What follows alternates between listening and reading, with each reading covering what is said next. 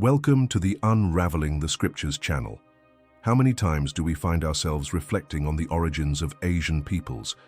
Where did the Japanese, Chinese, and Koreans come from? How did these peoples emerge and establish themselves throughout history? These questions challenge our understanding and lead us to an even greater enigma: the true ancestry of humanity.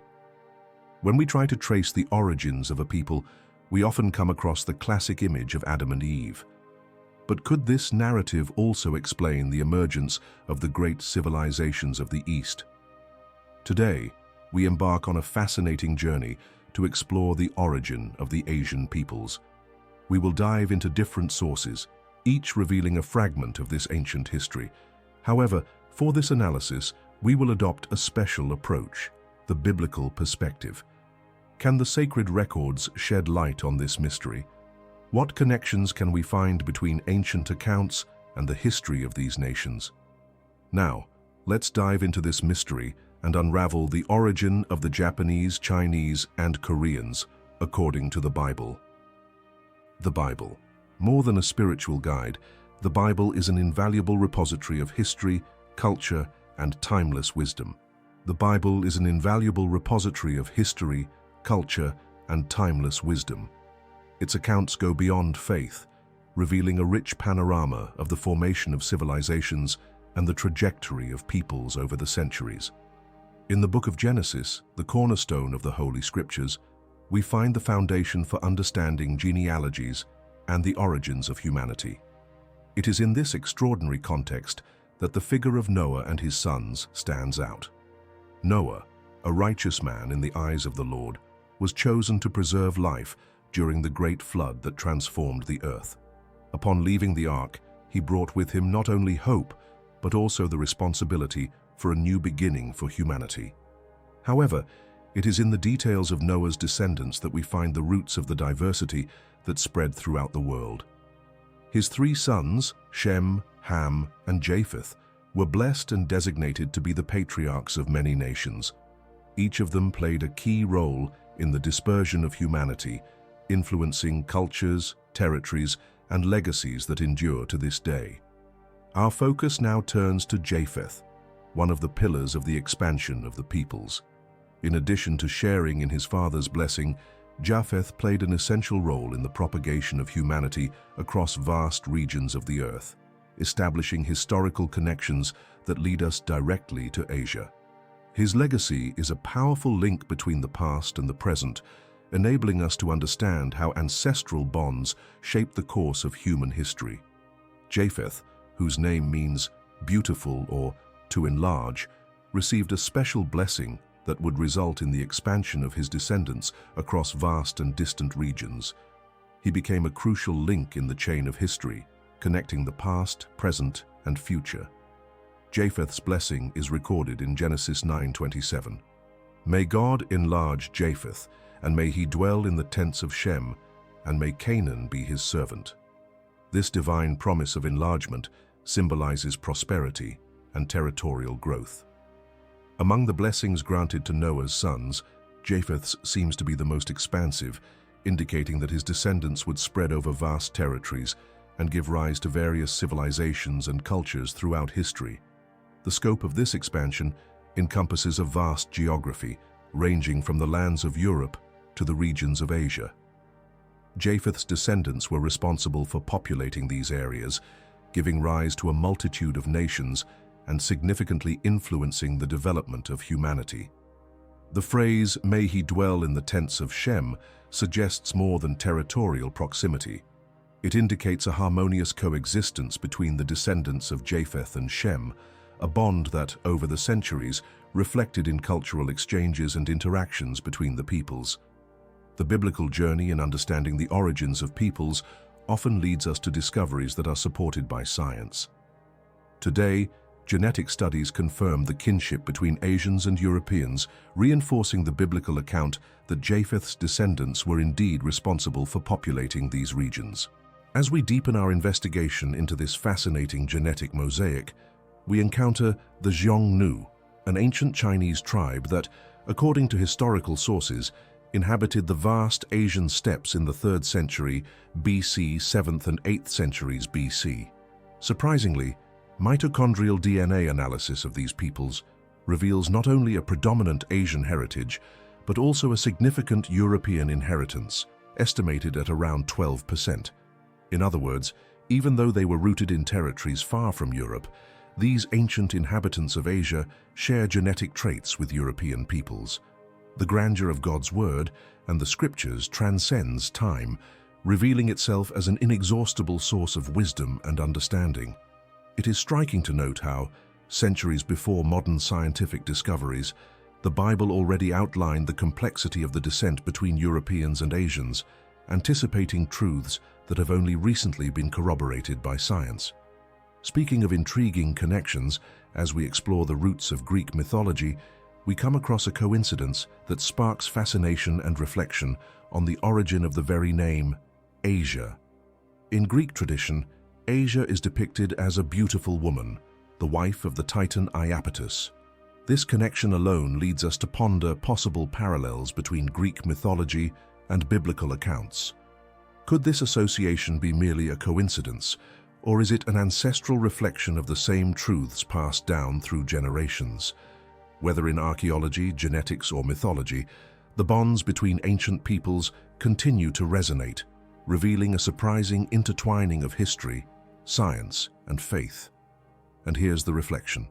Could Greek mythology, full of symbolism, have absorbed distorted fragments of biblical stories?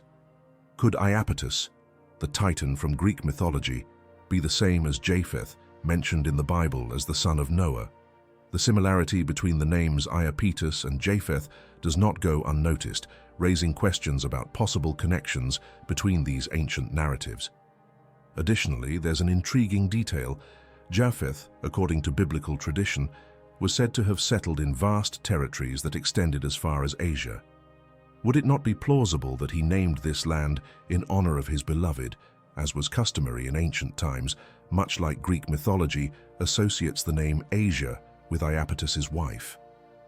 Could this link be just a coincidence, or is there a hidden truth behind these myths and ancestral records? Share your thoughts in the comments. Could Iapetus and Japheth, in fact, be the same historical figure, or is this all just an intriguing happenstance? Chapter 10 of the book of Genesis is widely known as the Table of Nations because it describes the genealogy of Noah's sons after the flood, presenting the origin of the various peoples that formed throughout history. Among these genealogies, we find in verse 2 the mention of Japheth's descendants. The sons of Japheth, Gomer, Magog, Madai, Javan, Tubal, Meshech, and Tiras, Genesis 10:2. This passage marks the beginning of Japheth's lineage, which later expands, mentioning the nations that emerged from his descendants. The Table of Nations continues detailing the genealogies of Noah's sons, providing a fascinating overview of the origins of post-flood peoples. This chapter can be compared to a genealogical map that guides us through the paths of human dispersion, revealing the diversity and blessings that emerged from this lineage. Among Japheth's descendants, we highlight Gomer, his firstborn, and Noah's grandson. Although his appearance in the scriptures is brief, his descendants had a significant impact on the formation of various nations and cultures throughout history. The biblical account informs us that Gomer was the father of 3 sons, Ashkenaz, Riphath, and Togarmah. Like the other descendants of Noah, each of these names represents a new branch of humanity, carrying with them the promise of growth and dispersion across different regions.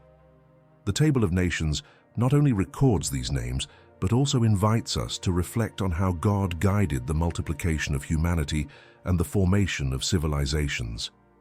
Studying these genealogies allows us to better understand the historical and cultural context of biblical times, as well as to recognize the importance of each of these characters in the construction of the world as we know it today. As we explore ancient traditions, we realize that Gomer's descendants played key roles in the formation of various civilizations and cultures. Each of them contributed uniquely to the construction of the history of the peoples that emerged from this lineage. Ashkenaz, for example, is often associated with the ancestors of the Scythians, a nomadic people who roamed vast stretches of Eurasia, leaving their mark on the warrior cultures of antiquity. Japheth, in turn, is linked to the Celts, directly influencing the cultural wealth and development of European societies. However, it is Togarmah, the third son of Gomer, who sparks special interest when we analyze the origins of Asian peoples. Identified as one of the main ancestors of various ethnic groups in the far north and the east, his descendants may have played a crucial role in the expansion and development of Asian cultures. This connection, traced from the scriptures, offers a fascinating perspective on the roots and ancestral heritage of these peoples. The etymology of the name Togarmah also reveals interesting nuances. In ancient Assyrian, his name can mean dominator or merchant, suggesting a possible link to ancient merchant and warrior peoples.